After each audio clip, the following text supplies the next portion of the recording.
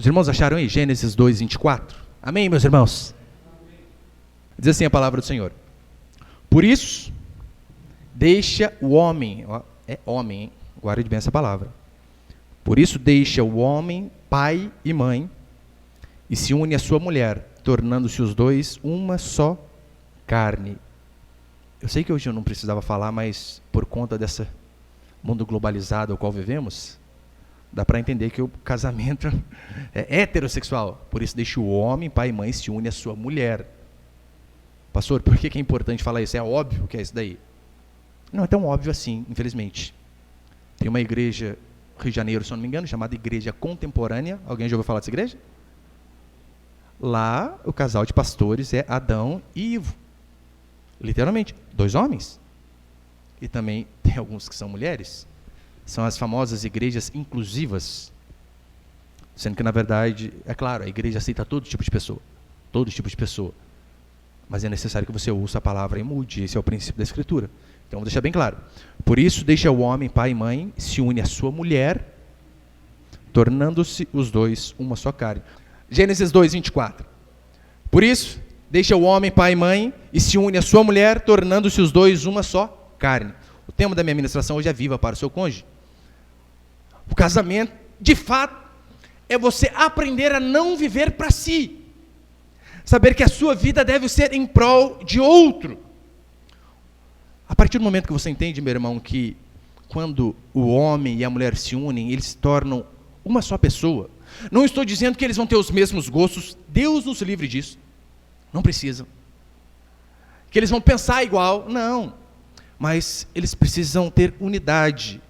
Aquilo que for central em relação à fé, acabou, é o que a Escritura diz. Mas é claro, continuamos com nossas individualidades, mas espiritualmente a Escritura diz que o homem se une à mulher e os dois se tornam uma só carne, tornando-se uma só pessoa, praticamente. É mais ou menos o seguinte, eu até perguntei para a irmã, tem um objeto, na verdade, uma mistura usada em consultórios odontológicos, que é um material chamado amálgama, que você pega algumas substâncias, mistura, então aquilo ali torna uma nova substância, de forma que não se separa mais. É igual, acho que fica mais fácil dos irmãos entender, Durepox. Alguém já mexeu com isso? Já, né?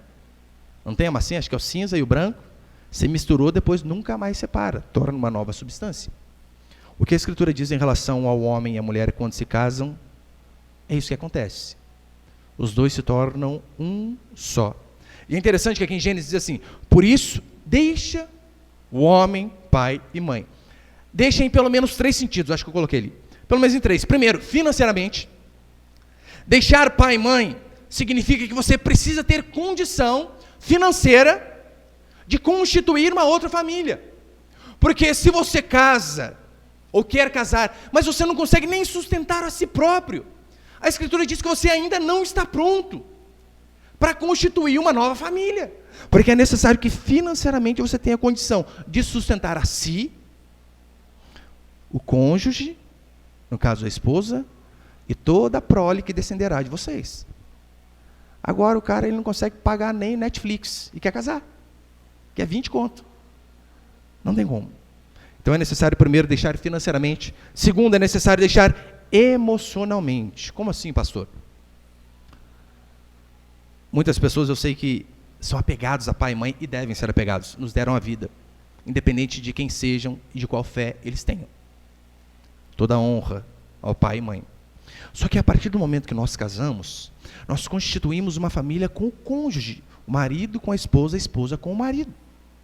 Os pais nós continuaremos honrando da mesma forma por toda a vida, não importa quantos anos eles tenham e quantos anos nós tenhamos, não interessa. Mas você precisa entender que a partir do momento que você casa, pai e mãe passa a ser familiar. Sua família a partir de hoje é o seu cônjuge. Se for só você e ele, é vocês dois. A pessoa mais importante na vida do marido é a esposa, não é o pai, não é a mãe, não são os filhos que vêm depois. Porque talvez você já viu aquelas tatuagens, né? Amor só de mãe. Não, o certo seria amor só de marido e amor só de esposa. Esse é o padrão. Então você precisa aprender a deixar emocionalmente também, talvez uma expressão mais fácil de entender é aquela uma. Olha, você precisa cortar o cordãozinho umbilical. Já ouviu isso? Literalmente, quando você sai da mãe, corta o cordão. Eu já vi alguns partos humanizados, fantástico, que O pai mesmo cortava, tec, e não o médico. Muito, muito legal. Aquilo é um símbolo. Quando você constitui uma nova família, você precisa de fato se desvincular da barra da saia da mãe. Só que infelizmente não é isso que acontece com muitos, entre aspas, homens. O cara casa. Pai, mas vive na casa da mãe. E quando vai para a casa da mãe, diz, eu vou lá em casa. Que lá em casa? Não é mais sua casa que lá. Você visita a casa da sua mãe e do seu pai agora. Em relação à mulher também é a mesma coisa. Quantas mulheres que às vezes são meninas, que qualquer briguinha, qualquer desinteligência conjugal, vou para a casa da mamãe, arruma até a trouxinha. Absurdo. Você precisa aprender a deixar pai e mãe emocionalmente também. Não ficar levando problemas para os seus pais. Porque eles já têm os deles, eles têm mais idade. Daí você tem problema no seu casamento e tudo, você vai lá respingar no pai e na mãe? Não. Devemos ser homens e mulheres suficientes para aguentar o tranco. E é claro, não apenas deixar financeiramente, emocionalmente, mas também geograficamente. Isso aqui é importantíssimo. Geográfico, de fato, de lugar.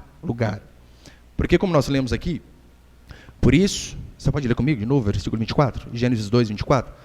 Por isso deixa o homem pai e mãe, e se une à sua mulher, tornando-se os dois uma só carne. Deixa o homem, pai e mãe. Não diz assim, por isso, juntam-se os dois e vão morar em uma edícula no fundinho da casa da sogra, da mamãe, do sogro. Não é isso que diz a Escritura. Eu sei que hoje, infelizmente, é normal a pessoa casar e fazer puxadinho. Virou quase que hábito. Vai morar onde? Nos fundos. Não é? É a primeira opção, praticamente. Eu sei que alguns fizeram, no caso, eu também fiz, talvez por ignorância, ou às vezes por um período que não tem condição financeira, porque não é fácil casar. É por isso que você só pode casar quando você tem condição, senão não tem como. Você não consegue nem sair da sua casa e quer casar. Não dá. Mas talvez alguns fizeram por ignorância, porque não sabiam o princípio da palavra do Senhor, que foi o meu caso. Mas tão logo eu soube que isso era verdade, eu falei, não, está errado. Porque por mais, meu irmão, que sogro e sogra sejam bênção, pai e mãe sejam bênção, atrapalha na criação dos filhos. Atrapalha no relacionamento. Por isso você tem que, no mínimo, alugar uma casa. Quero casar, aluga um quarto com um banheiro, está ótimo. Sai da casa do seu pai e da sua mãe, é o que diz a palavra do Senhor. Uma vez, veio um casal novo, dizia sempre, pastor, olha, a gente quer casar, a gente queria casar em tal mês. Primeira coisa que eu perguntei, vamos morar onde? Não, pastor, a gente tem uma casa já em vista, herança e tal, um monte de coisa. Eu falei, joia, maravilha. Porque casar para morar no fundo não existe. Salmo 128, versículo 3, olha o que diz a Escritura. Tem ali? Tua esposa no interior da casa da mãe dela, da sogra, será como videira frutífera. Não. Tua esposa no interior da tua casa será como videira frutífera, teus filhos como rebentos da oliveira, à roda da tua mesa. A casa é tua e a mesa é tua. Não é dos outros, do pai, da mãe, da sogra, de ninguém. É teu. Eu sei que, como eu disse, talvez seu sogro e sua sogra sejam uma bênção, assim como os meus são. Aleluias. Mas todos que moram no fundo, quintal, alguma coisa, testemunham que é ruim. Você pega os prós e você pega os contras e no final você vê que é ruim. Porque, convenhamos, qual avô, talvez tenha avós aqui, né? Qual avô, qual avó, em sã consciência, vê o filho, ou melhor, vê o neto sendo repreendido e consegue ficar alegre? Você consegue achar alguma? Qual avó que vê o netinho tomar umas varadas, a menininha tomar umas varadas e fica, mereceu? Nenhuma. Vai querer entrar no meio. Talvez você já ouviu aquela música, né? Advogado fiel. Aquilo lá é feito para vó. Vó é advogado fiel, meu Deus do céu. Não interessa se a criança está certa ou errada. Sempre vai proteger, sempre vai. E convenhamos, mas você pode ensinar sempre. Esperamos que você faça isso, o correto para o seu filho. Quando ele vai à casa dos avós, meu irmão pode ser santo. O menininho e a menininha. Mas a asazinha abre na hora. O quê? Que eu posso dar uma bagunçadinha a mais? Papai não vai bater. Não é assim que funciona? Faz até uma birrinha, danadinha lá. Por quê? Porque sabe que na casa da vovó é diferente. Porque convenhamos, não é mais ou menos assim? Você está lá na sua casa.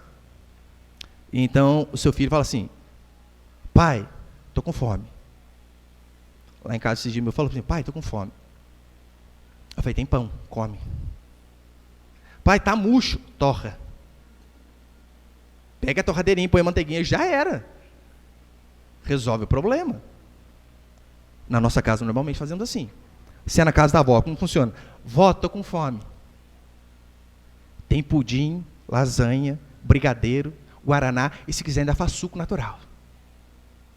Como que nós competimos com uma mulher dessa? Não dá. Então, todos podem testemunhar que, na verdade, eu sei que os avós fazem pro bem, mas, às vezes, o bem que os avós têm que fazer é deixar os pais educar da maneira que eles acham correto. Simples. Não deve interferir. Uma vez eu vi um pastor dizendo que neto é o filho com açúcar. É mais ou menos por aí. Porque tudo que não repreendeu o filho, fazer o quê? Vai fazer tudo para o menininho lá. Tudo para a criancinha. Vira quase um anjo. Quase um ser a ser adorado. O neto e a neta. Mas não é assim que funciona. Não é assim que a Escritura diz. É por isso o princípio é deixar pai e mãe. Ou seja, saber que agora, meu irmão, você é visita na casa dos seus pais. Não pode falar: vamos lá em casa. Às vezes a esposa fala: vamos lá em casa essa semana. Mas você está onde? Que lugar que você está? Você está na sua casa. Não, lá em casa é a casa da minha mãe. Então lá não é a sua casa mais. Lá é a casa da sua mãe. Viver para o cônjuge, portanto, é saber que você agora forma uma nova unidade familiar.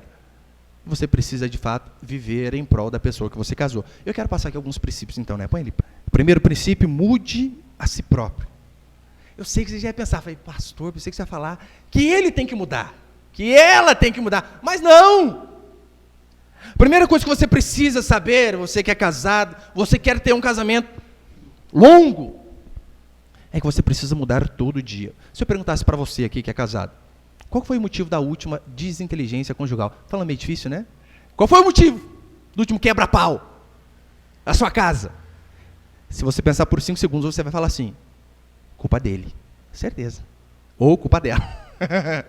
Você não vai falar: não, é culpa minha, foi o negócio que eu fiz de errado. Você percebeu que a culpa está sempre no outro? Foi alguma coisa que o outro fez, que ele me chateou, que ele não me satisfez, que ele não fez algo que era da minha vontade, do jeito que eu queria. Por conta disso. Na hora da divergência, meu irmão, talvez a frase que você mais diga é a seguinte: você precisa mudar, infeliz. Você percebeu que é sempre apontando o dedo para o outro, nunca para a gente?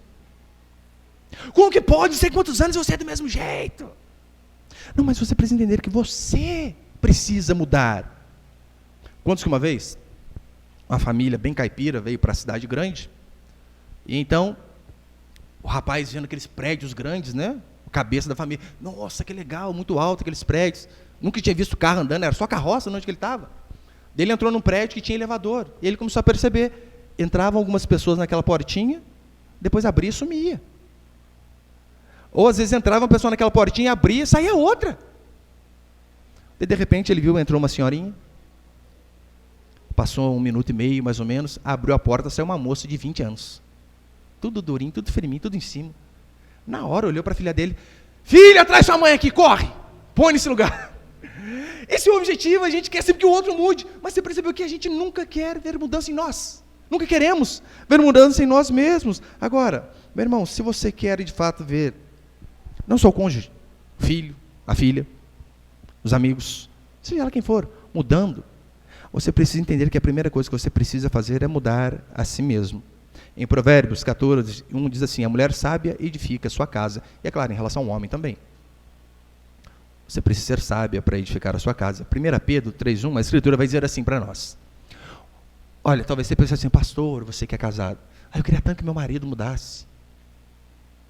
Siga o princípio da Escritura. Esse é o princípio. Olha o que diz: mulheres, sede vós igualmente submissas ao vosso próprio marido, para que, se ele ainda não obedece à palavra, seja ganho sem palavra alguma, por meio do procedimento de sua esposa, ao observar o vosso honesto comportamento cheio de temor.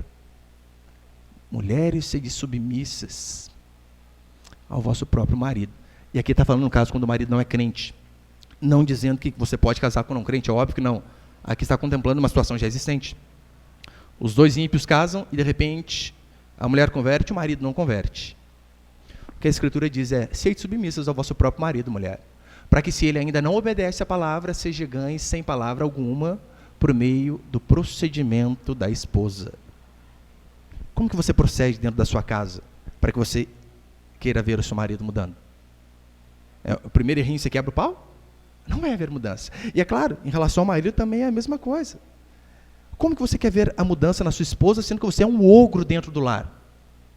Que você, para passear com a esposa, só falta sair puxando pelo cabelo, igual o homem das cavernas. Sendo que você não se doa por ela. Sendo que você não prova de forma prática que você ama ela. Não vai haver mudança se nós não nos dedicarmos ao outro. E esse é o princípio da Escritura. Eu sei que algumas pessoas são muito dóceis com os de fora, mas chega dentro de casa, são insuportáveis. Uma vez eu conversava com um rapaz que a esposa dele tinha abandonado ele, e o rapaz super gente boa, super simpático. Eu falei, como que pode? Na hora que ele falou brincar, foi embora, eu falei, ela está errada. A primeira coisa que veio à minha mente foi essa. Só pode. Foi um poço de bondade, de delicadeza, de educação. Mas depois eu pensei, conversei com ele. Falei, irmão, eu estou ouvindo só o seu lado. Eu precisava falar com a sua esposa? Você é do mesmo jeito que você é conosco, com seus conhecidos, com seus irmãos. Você é em casa também? Ou você é um aqui e você é outro lá? Faz toda a diferença, com certeza. E aqui é interessante que a Bíblia diz em relação ao marido não crente. Se o marido não crente é transformado pelo procedimento honesto da esposa, quanto mais o seu marido que já teme a Deus, quanto mais o seu marido que já ama o Senhor. Muitos maridos querem esposas submissas, como diz a Escritura aqui, que a esposa tem que ser submissa. Mas a pergunta é, o que você faz por isso? Você ao menos ora pela sua esposa? Ou nem disso você lembra? Quando você vai orar, o que você faz? Senhor, agradeço pelo vacilo que o Senhor deu comigo. Quer dizer, Senhor, obrigado pela esposa que o Senhor me deu. Como você ora?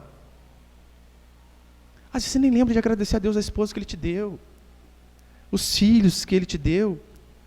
Você não ensina a palavra de Deus para a sua esposa. Olha, há uns 8 anos atrás, eu lembro que eu ouvi o conselho de um irmão, puxa, abençoado demais. Ele disse assim, se você quer ter uma esposa submissa, ensine a esposa a buscar a Deus. Esse é o princípio. Porque nós, homens, como cabeça, temos essa incumbência. A sua esposa nunca vê você lendo a Escritura. Nunca vê você orando. Para vir ao culto, ela te arrasta. Como você quer ter uma esposa que teme a Deus, uma esposa submissa? Nunca estive fazendo essas coisas? Fica difícil. Por isso você deve ensiná-la. Deve levá-la a buscar a Deus.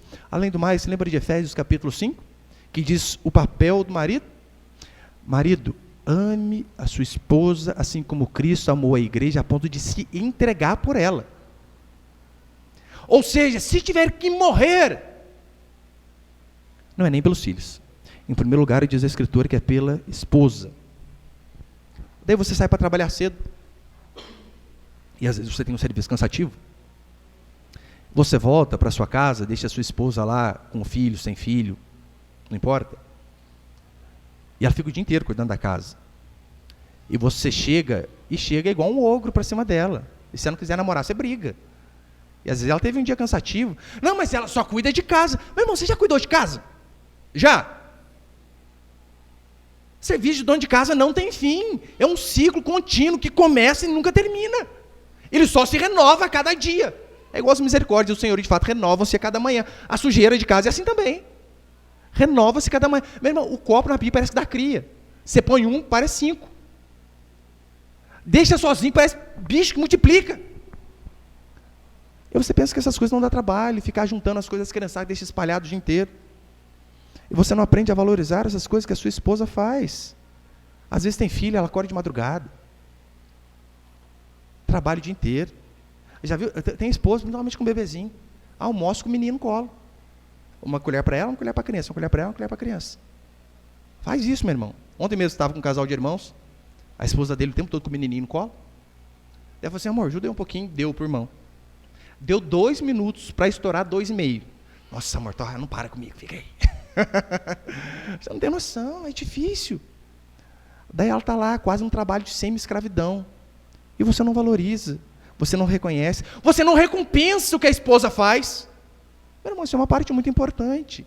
Recompensar. Imagine se você tivesse que pagar uma diarista que cuida da sua casa, dos seus filhos, faz comida para você, lava a sua roupa e à noite dá um talento em você ainda. Me entende, né? Criança espera. Você pensou quanto que você ia ter que desembolsar por conta disso? Sua esposa faz tudo isso aí no 0800 e você não valoriza. É uma coisinha que é para... Nossa, 150 conta progressivo, você é maluca. Não reconhece os esforços. A Bíblia diz que eu e você devemos ser pacientes, tolerantes, principalmente com coisinha pequena. Às vezes a coisinha é tão boba que a gente arruma briga. Minha esposa uma vez mostrou para mim um vídeo de 2 cachorrinhos, não sei se você já viu. Eu tenho certeza que a de cima era cachorrinha, né? Tinha uma cachorrinha em cima do negócio e um cachorrinho assim de baixo. Pô, o cachorrinho sossegado. A cachorrinha... Do nada. E os dois começaram a brigar. O cachorrinho foi embora. Daqui a pouco, do nada, o cachorrinho começou a arrumar rolo de novo. Falei, tem certeza que a de cima é fêmea, só pode. Tem nada para fazer, vamos brigar, meu Deus do céu. E às vezes são coisinhas pequenas. Às vezes é uma palavra atravessada que a gente dá. Nos esquecemos de Provérbios 15, que diz que a resposta branda desvia o furor. Daí o marido às vezes só pergunta para a esposa: amor, vai demorar o almoço? O quê? Pensa que eu sou empregada? Eu só fiz uma pergunta, criatura. Custa responder de forma decente? O amor, querido, meu coração, já está pronto. Te leva aí onde você está. Não custa nada, irmã. Pode ter certeza, vai ganhar muitos pontos com o seu marido. Às vezes é uma toalha largada em cima da cama. É quase a 3ª Guerra Mundial por conta daquilo. A cueca no banheiro que tem o cesto do lado, mas o infeliz deixa pendurada no negocinho de portoalha, né? Qualquer visita que chega tem uma bandeira enorme lá. E às vezes com um negócio marrom no meio, né? Deu aquela coçada lá e não colocou no cesto. E tudo arruma confusão, tudo briga. Será que não tem coisinhas que dá pra gente deixar passar? Pastor, minha esposa queimou o arroz. Ela queima todo dia. Puxa, às vezes uma vez ou outra que queima, vai brigar. Não, vai, joga tudo fora, aí vamos comprar marmitex, vamos comer fora. E resolve o problema. Olha, uma vez eu vi a história de uma senhora, ela estava fazendo 60 anos de casado. 60, meu irmão, não é brincadeira não. 60 anos de casado com seu marido. Cheio de neto, cheio de bisneto. E na reunião em família ali, né, eu não sei nem que bodas que é. Passou de ouro, né? Ouro é 50? Nem sei que bodas que é. E aquele monte de neto lá, então, e uma neta nova, que estava prestes a casar, foi conversar com a avó dela e disse assim: vó, qual que é o segredo para essa longevidade do casamento da senhora? 60 anos é muito tempo. Então a avó dela diz assim: olha, quando eu estava noiva do seu avô, eu fiz uma lista de 10 coisas que eu perdoaria caso ele fizesse. E eu fiz essa lista. Então a neta ficou encucada. Vó, o que estava escrito nessa lista? Ela disse assim: sabe o que eu fiz, minha neta? Eu fiz a lista, rasguei e joguei no lixo. Toda vez que seu avô errava comigo, eu falava assim: ainda bem que essa é uma das 10 coisas que eu disse que perdoaria. Por isso o casamento durou. Perdão. Perdão é a base de um casamento duradouro. E assim que eu e você devemos fazer também. Porque lembra como eu preguei aqui alguns domingos atrás? Você também erra. Você também erra, você também é falho. Por conta disso, você tem a obrigação, assim como eu, de perdoar aquelas pessoas que erram conosco. Segundo, ame as coisas e as pessoas que seu cônjuge ama. Como assim, pastor? Ame as coisas e as pessoas que seu cônjuge ama. Lembra de 1 Coríntios, quando Paulo diz assim, olha, o amor não busca seus próprios interesses. Meu irmão, se você leva ferro e fogo aqui no seu casamento, as brigas vão diminuir sistematicamente. Não buscar os seus próprios interesses. Como assim, pastor? De forma bem prática. Tá de folga, vamos assistir um filme, amor? Vamos. O que você quer assistir? Até o Último Homem. Resgate do Soldado Ryan. Sniper americano. Homem normalmente vai por aí. Guerra, sangue, tiro, porrada e bomba. A mulher. Branca de Neve. Titanic. Dá lá de 1000, não sei quantos. Quer assistir de novo o negócio. Daí você quebra o pau, porque você queria assistir o seu. Mas você não consegue dar o braço a torcer. Nem por conta de um filme. Se é algo importante para ela, meu irmão, senta lá. Dá a mão, assiste o filme inteiro, calado, de mão dada. Vai subindo o conceito da sua esposa, pode ter certeza. Irmão, é uma tortura, eu sei, difícil demais. Ah, Deus do céu. Mas faz a força. Lembre-se que a cruz é sempre para nós. Quando for passear, em vez de falar assim, amor, vamos ser não. Pergunta para ela, amor, aonde tu queres ir? Querida, você vai evitar muita briga. Provavelmente você queria ir ao shopping, você queria passear em algum lugar. Sabe onde ela vai querer ir, na maioria das vezes? Vamos almoçar na minha mãe? Você não aguenta mais comida sogra sem sal. Aí você vai, por amor. É assim que nós devemos fazer. E é claro, em relação à esposa também. Uma vez, a minha esposa, eu queria ir para tal lugar, ela, para variar, queria ir para casa da mãe dela. Eu peguei, tá bom, vamos lá. Aquela cara, não? Ela disse assim para mim, mas para ir com essa cara não adianta. Você tem que ir com vontade de ir à casa da minha mãe. Você está indo obrigado. Eu disse, isso é amor, criatura. Você sabe que eu não quero ir, estou indo. Se eu quisesse ir, é a coisa mais fácil do mundo. Não ia ser sacrifício. E às vezes as pessoas não conseguem perceber que sacrifício é justamente a gente fazer aquilo que a gente não quer. Fala para sua esposa. Arranca 400 conto da carteira e diz, vai ao shopping agora gastar isso aqui. Meu irmão, você não dá nem tempo de terminar a fala, ela já está lá no shopping já. Você acha que é difícil para ela fazer isso? É nada. Agora, pega o dinheiro que você recebeu lá e dá para mim, para ajudar a pagar a conta. Nossa, vai torcer o nariz da mulher. Mas assim, o amor, ele não busca os seus próprios interesses. Temos que amar as coisas que o nosso cônjuge ama. Mas não apenas as coisas, as pessoas também. Porque você sabe, a partir do momento que você casa, aqueles familiares lá dela passam a ser seu, e vice-versa. Os seus passam a ser dela. É assim que funciona. Daí você deve lembrar daquela outra passagem em 1 Coríntios, que Paulo diz assim, o amor tudo sofre, tudo crê, tudo espera, tudo suporta. Às vezes em relação aos seus parentes, vai ter que suportar muita gente. Vai. Faz parte. Você já comeu, quem já comeu Kinder Ovo? Acho que quase todo mundo, né? E eu faz uns 10 anos que já comi. Lembra um chocolatinho, ovinho, preto por fora, branco por dentro, brinquedinho? É uma maravilha. Antes eu acho que vinham uns brinquedinhos mais interessantes. Você até fazia coleção, maravilha, legalzinho. Mas não tinha uns brinquedinhos que você via e falei, meu Deus, para que serve? Serve para nada esse negócio. Puxa, negócio feio, chato. Os familiares, a sua esposa, você vai olhar igual um Kinder Ovo, assim, ó. Puxa, chato, para que serve? Só que é brinde, meu irmão. Você compra o Kinder Ovo, é por amor ao Kinder Ovo, né? Por causa do chocolate, porque o chocolatinho gostoso, que lá, fininho, que sobe, é delícia. O brinde vem fazer o quê? A família também é do mesmo jeito. Você casa por causa do Kinder Ovo, você olha, nossa, que delícia esse varão, hein? Oh, meu Deus, essa esposa lá em casa. Você compra por causa do chocolate. Daí o que acontece? Vem brinde. O brinde você tem que aprender a aceitar. Fazer o quê? Faz parte, assim, a família do cônjuge. Toda a família, meu, vai ter um cunhado chato. Vai ter um tio pingaiado. Vai ter uns atravessados. Meu Deus, minha esposa está aqui, né? Mas... não vou falar, né? Um pequeno grupo ela fala, compartilha o que ela quiser lá. Aqui eu falo, eu estou com o microfone. Eu tenho o hábito de correr. Meu irmão, é o calor que está fazendo. Eu já sou muito por natureza. Você corre 6 horas da tarde, você chega derretendo. Tem uns parentes dela que quando eu estou lá, perto lá. Irmão, eu chego pingando, fedorento. O cara já tá mamado, né? Nossa, quanto tempo que eu não tinha. E abraça a gente. Nossa, Deus, larga, rapaz. Puxa vida, você tem que suportar. E eu sei que eu tenho uns parentes chatos também, que ela suporta. Mas fazer o quê? Tiago, ó.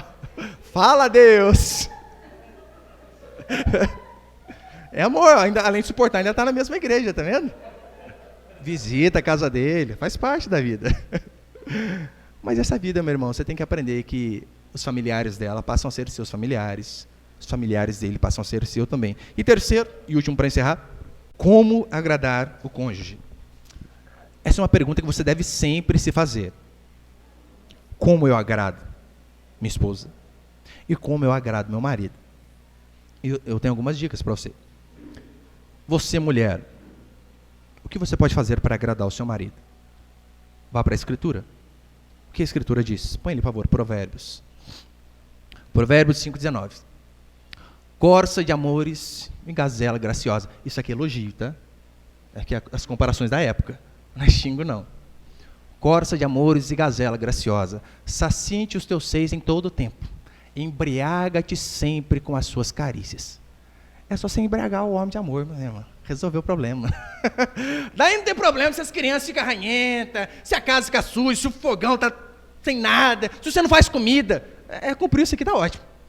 Embriaga o seu marido de amor. Resolveu o problema. É claro, né? Tem que cuidar da casa também, irmã. Importante. Mas é o que eu sempre digo. Sabe o que é o mais importante no casamento? É o marido. É a esposa. Daí está lá, você se preocupa com N coisas a fazer. E nunca tem tempo para o marido. Nunca tem tempo para a esposa. Você não casou para cuidar de casa você cuidava na casa da sua mãe, você casou para cuidar do marido. É por isso que é dele que você tem que cuidar. Então é importantíssimo. Priorizar, saber que o marido deve sempre vir em primeiro lugar, claro. É assim que funciona. São gestos, às vezes, pequenos, que fazem toda a diferença. Agora, o marido, também é óbvio que o objetivo dele deve ser agradar a esposa. E você pensa que, às vezes, você tem que fazer grandes coisas para a sua esposa ficar feliz. Não, às vezes não. Às vezes são coisinhas pequenas. Né? Às vezes é pequena mesmo, não. Cartão de crédito, você dá na mão dela. Puxa, o sorrisão vai vir aqui já. Resolve o problema. São coisinhas pequenas, né? Ajudar nas coisas de casa, sempre que você puder. Isso é bênção. Mas tem uma listinha que eu usei uma vez, e de forma bem resumida, até se você quiser anotar depois, é fácil, né? Põe ali, por favor. Para você, de fato, fazer a sua mulher feliz, não é muito difícil. Primeira coisa. É difícil, meu irmão, você fazer isso aqui? Bom, só é necessário ser amigo, companheiro, marido. É complicado fazer essas coisas? Claro, né, de forma bem resumida. Põe próximo.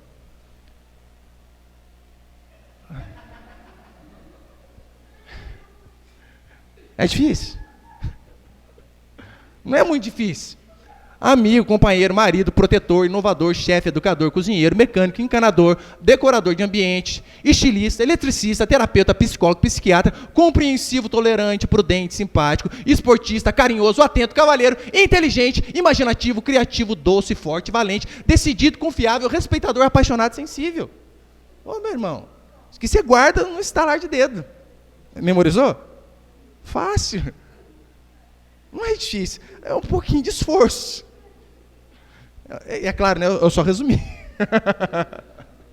Uma vez, o cara mandou para mim uma foto de um livro assim, eu acho que umas 3.000 páginas o livro. Saiu o primeiro volume do Manual das Mulheres.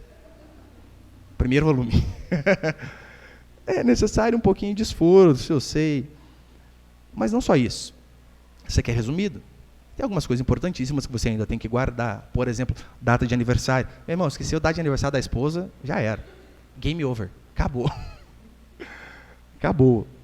Mas é claro, né? Não só data de aniversário. Data de aniversário. Aniversário do casamento. Aniversário da sogra. Aniversário do sogro.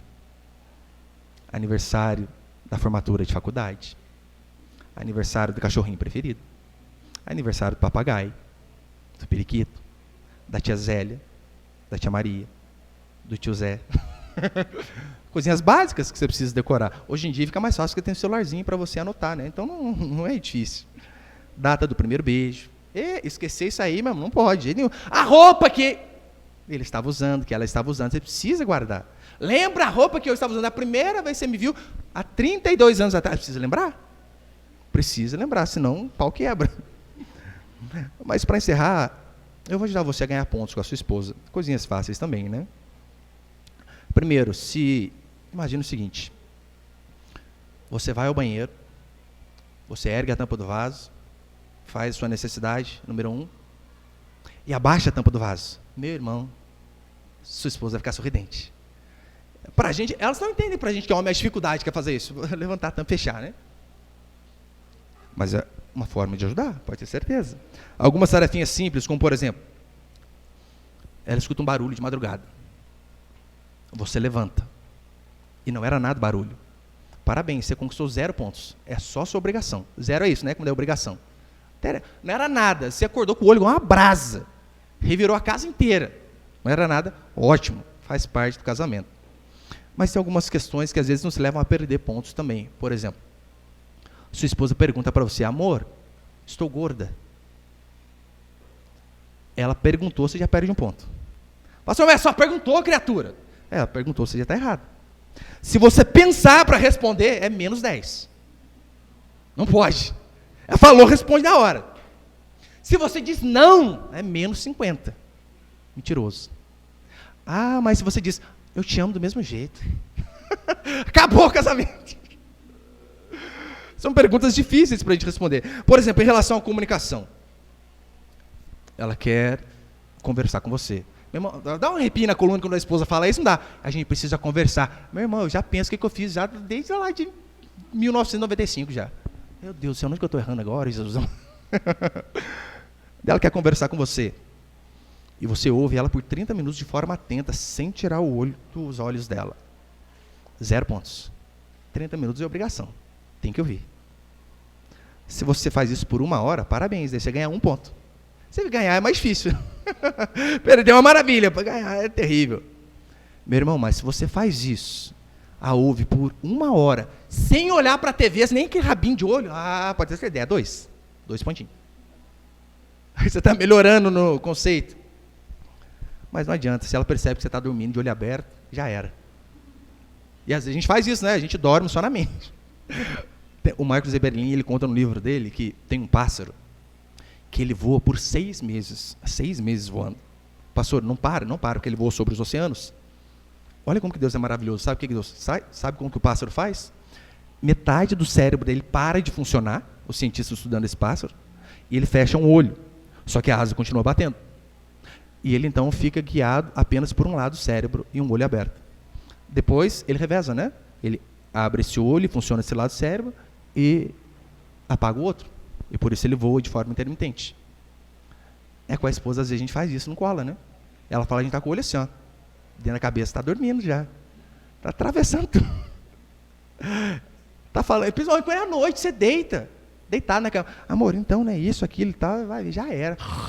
Daquela puxada. Está dormindo? Não, imagina, está prestando atenção em tudo que você está falando. Eu e você precisamos entender que casar, meu irmão, eu sei que, pastor, o senhor está brincando.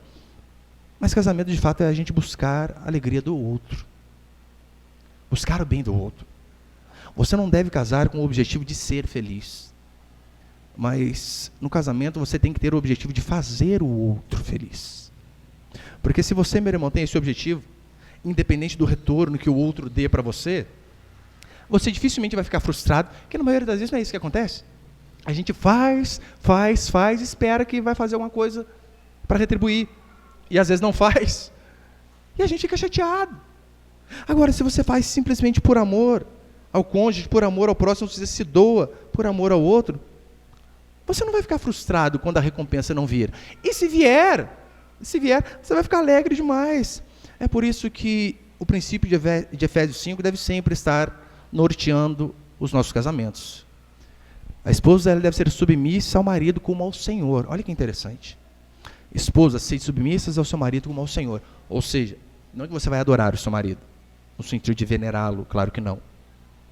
Mas você deve amar o marido, ser submissa a ele, como você se submete ao Senhor.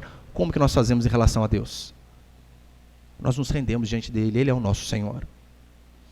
A Escritura diz que a esposa deve fazer assim para com o marido. Ele é o Senhor da casa, ele é o cabeça da casa. E a contrapartida do marido é a seguinte: ame as vossas esposas assim como Cristo amou a igreja, a ponto de se entregar por ela. Jesus Cristo, ele demonstrou que amava a sua igreja, nós, de que forma? Não foi dizendo, foi agindo, foi se doando, foi morrendo em nosso lugar. E a Escritura diz que o marido deve também provar que ama a sua esposa, não apenas com palavras, com textões no Facebook, com mensagens no WhatsApp, não. Mas principalmente com atitude, mostrando dia a dia que você prioriza ela, que você coloca ela em primeiro lugar. Se nós fizermos assim, meu irmão, pode ter certeza, as divergências vão ser mínimas. E é óbvio que vão ter, é claro, infelizmente, mas serão mínimas. Mas que o Senhor nos dê a graça, aqueles que são casados, é claro, de vivermos para o nosso cônjuge. E aqueles que vão casar, que já pensem assim, olha, esse deve ser o objetivo do casamento. Não casar para ser feliz, mas casar para fazer o outro feliz. E que Deus nos dê a graça de conservar o nosso casamento, as nossas uniões dessa forma. Amém, meus irmãos? Você pode ficar de pé por um instante, por favor?